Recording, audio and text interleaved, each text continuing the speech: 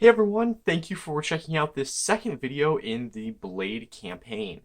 This video is going to be addressing one of the most popular and, in my case, favorite aspects of tabletop role-playing games, and that is combat. In combat, as in anything else in Blade, the system is easy to learn and easy to use, but there's a lot of strategy involved that can really make or break these types of situations for characters and for NPCs. Here on the table, we have a couple things. We have an example character. This is going to be one of 3 example characters included in the Blade RPG core rulebook. And we have the wolf creature profile, which is one of the 50 creatures and NPCs included in the game of Blade that is included in this campaign. We also have a set of gray dice that are going to be representative of the wolf's rolls, and a set of blue dice, which are going to be for the character's rolls, and a white d6 to keep track of any bonuses that might be relevant as we go through this example of combat. This character's name is Aarens. Aarens is a human trickster or rogue or thief type character. He's carrying a throwing knife, and we'll look at his skills and some of his characteristics more as the combat round proceeds. Combat in Blade is broken down into 3 different phases. The first phase is the attack. In the attack, the attacker, as its name suggests, makes one of 2 rolls. If it's a melee attack, he or she makes a strength skill roll. If it's a ranged attack, he or she makes an accuracy skill roll. Just like any other skill rolls, if these rolls are successful, bonuses are added on, especially bonuses for weapons. And then this is compared to the second phase statistic, which is the defense. The defender will make either a resistance or an agility roll to try and block or dodge damage respectively. Once this result has been finished, then we'll move into the counterattacking phase, where the defender gets to make an attack against the original attacker and make essentially an identical attack just in response to the initial attack. And this we will see through the following example. So say, for example, Aarens is traveling through a forest. Perhaps he's been separated by his company, or the other characters proceeded without him. But for whatever reason, he is all alone in the forest, and a pack of wolves comes across him. We'll say that there's one lead wolf that starts to approach him, and because this is the GM phase, this wolf decides to attack him. Because it's a wolf, this is going to be a melee attack, meaning that the creature will make a strength roll. For creatures and NPCs, unlike characters, there are no skills. There's no 10 value or up to 10 value that a roll has to be compared against. Instead, NPCs and creatures simply have a dice value for all of their statistics. In this case, the dice value for strength is 1 plus d8. So because the wolf is making a melee attack, we will roll the strength and see what the result is. So the result is a 3 plus 1. So this wolf rolled a 4 for his melee attack. Now Aarens has 2 options. He can try and dodge the attack by making an agility roll, or he can try and block the attack by making a resistance roll. Because Aarens has an agility of 10 plus d4 and a resistance of 0, he decides to make the dodging action instead of the blocking. Just like any other skill roll, Aarens will roll a d10 and compare it to a skill. The result is a 7. A 7 is a success because it's less than or equal to his 10, so we'll set that value aside.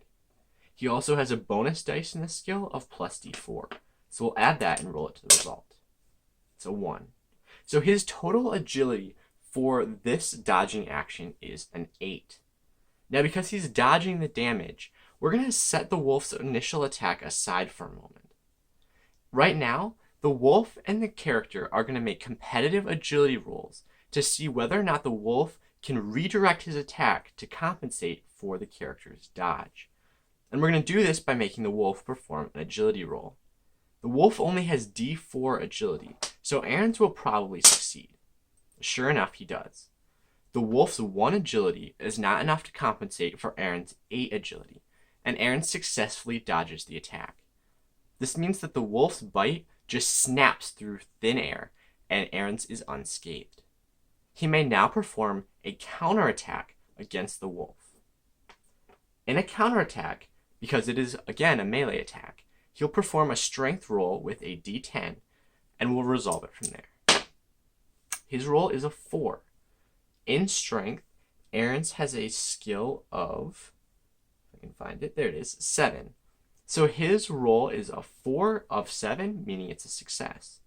He doesn't have any bonus dice for the skill, but he does get to add bonuses from weapons and from characteristics. Both of these values are pre-calculated on the character sheet, so characters won't have to search their charts for these different bonuses. But we'll go through them in this example so that all of you can see exactly what all of these bonuses mean. So his initial roll was a 4. His weapon bonus is +1 because he's carrying that throwing knife, meaning that his attack is a little bit stronger than it otherwise would be. So we'll add a +1. He also gets a +2 strength bonus from his characteristics. In this case, specifically the martial artist characteristic, which grants +2 +2 in melee combats with knives or unarmed weapons. This will contribute another +2, and he gets 3 in bonuses. However, he also has the retaliate characteristic, which gives +1 damage on counterattacks, meaning it goes up 1 more. So his total counterattack is a 4 strength roll, +1 for carrying his weapon, 2 for his pre-calculated characteristics, and 1 more for his situational characteristic. Therefore, his attack is an 8.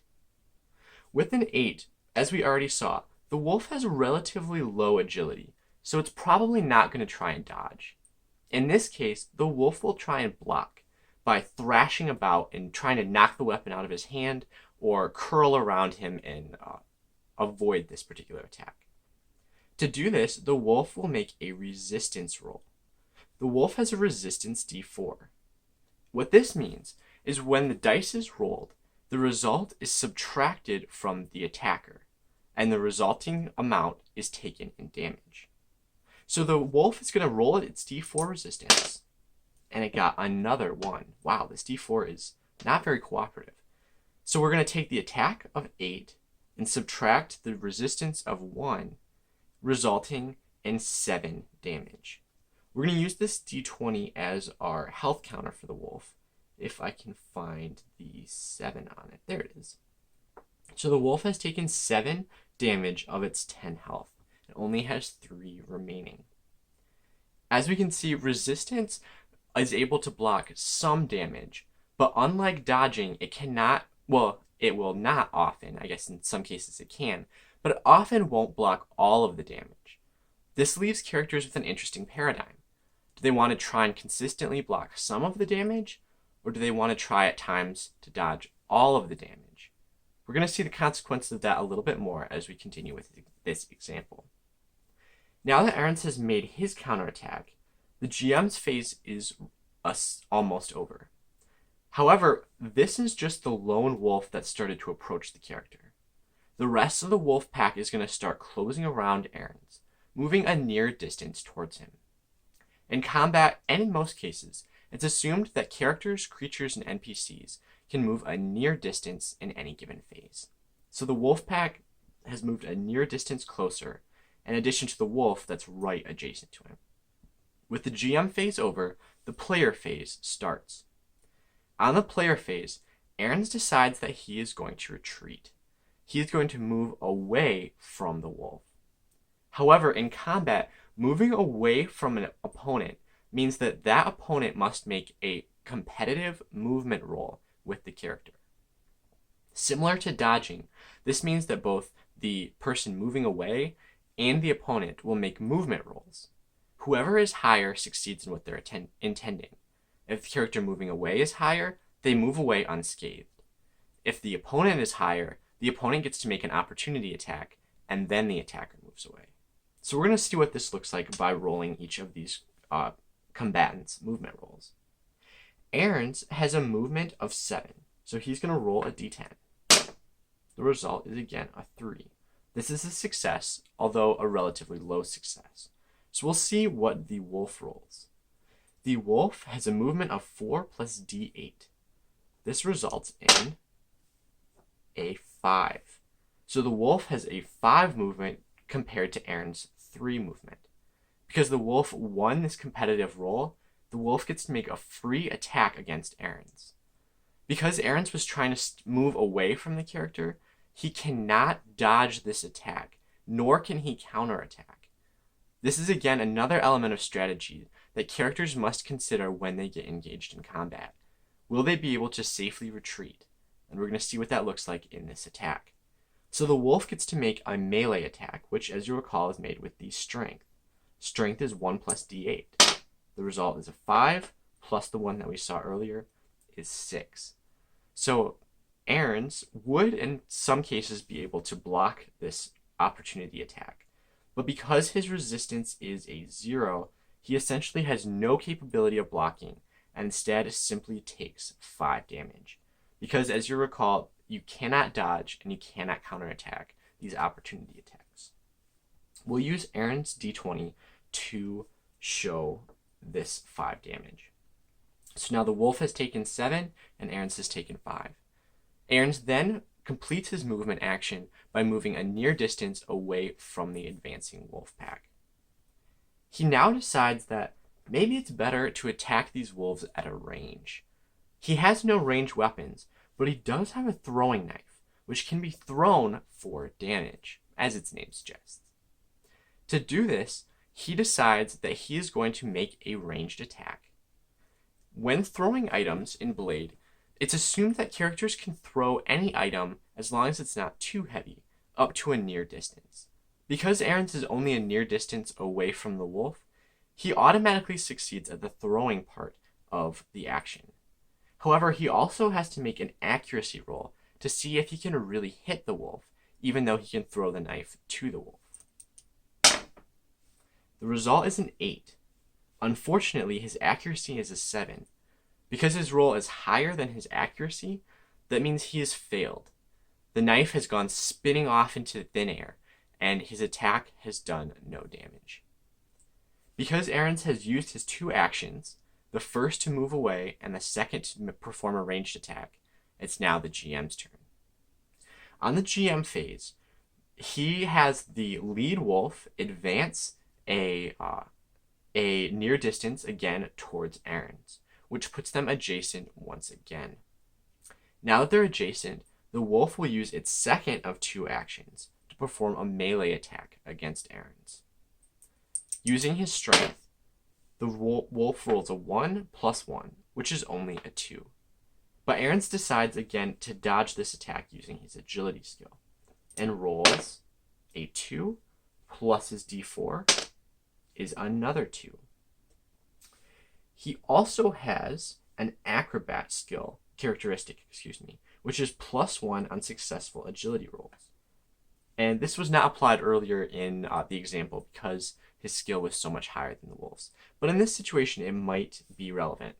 In this case, he's rolled a 2 plus another 2 plus a 1, totaling 5. The wolf will make an agility roll to see if it can equal or exceed this, which it can't with yet another 1. Wow, this d4 is acting kind of strange. So Aarens easily avoids the wolf and decides to counterattack.